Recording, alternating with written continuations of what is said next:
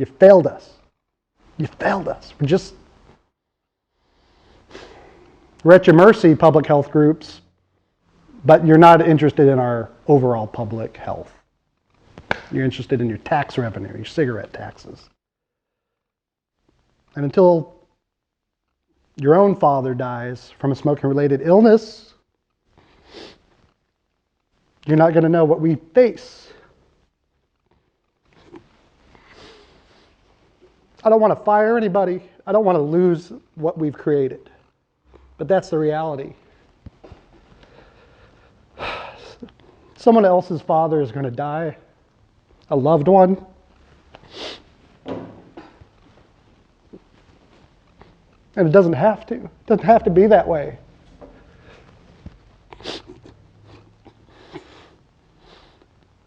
We're just trying to help people quit smoking. And you've turned us into the enemy.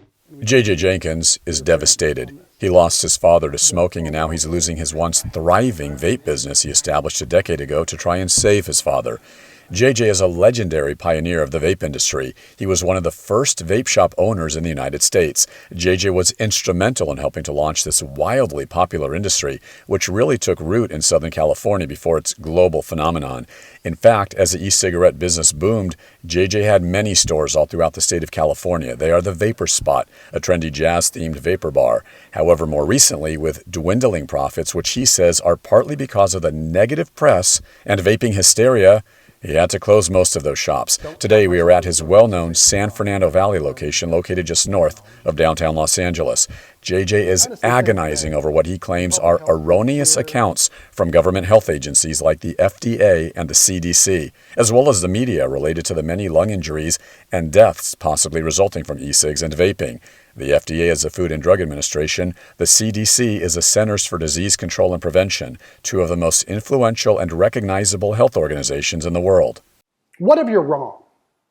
What if you're wrong about your hatred of vaping? You'll have missed an opportunity in our lifetime to embrace a technology that has helped 10 million US people quit smoking. Instead, you're going to embrace old cigarette taxes over the new technology, and you're going to lead to not only the 10 million existing vapors going back to cigarettes, half of them are going to die from that.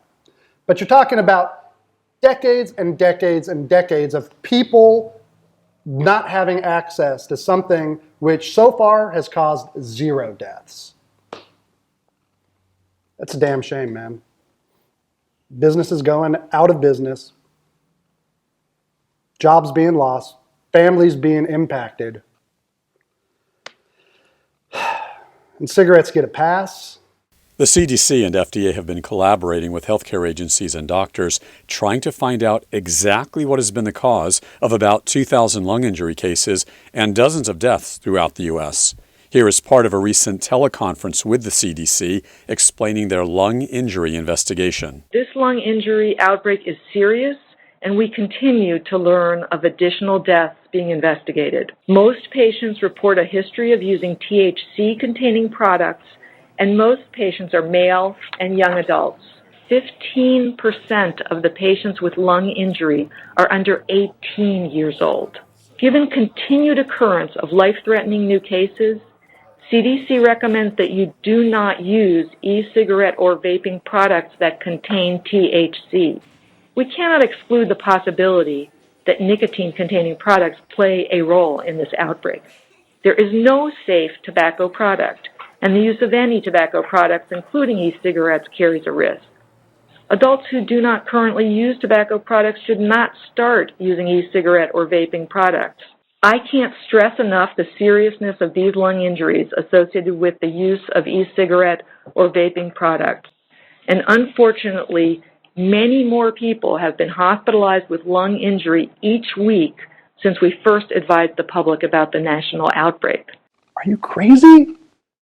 Are you going to protect cigarettes, which kill people, over something which has never caused a single death, which is these e-liquid nicotine products?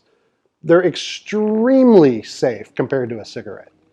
The liquid is non-toxic compared to the harms of a cigarette. The California Department of Public Health, the CDC, the FDA, they have a misinformation campaign. A bunch of half-truths. Something my dad did tell me was a half-truth is a half a lie. Especially in our latest environment, which is hysteria over the harms from some black market vaping products. So the CDC, by not specifying that illicit black market THC cartridges are what's causing the majority of the health problems, the fact that they're omitting that and just blaming vaping in general is actually going to lead people back to cigarettes.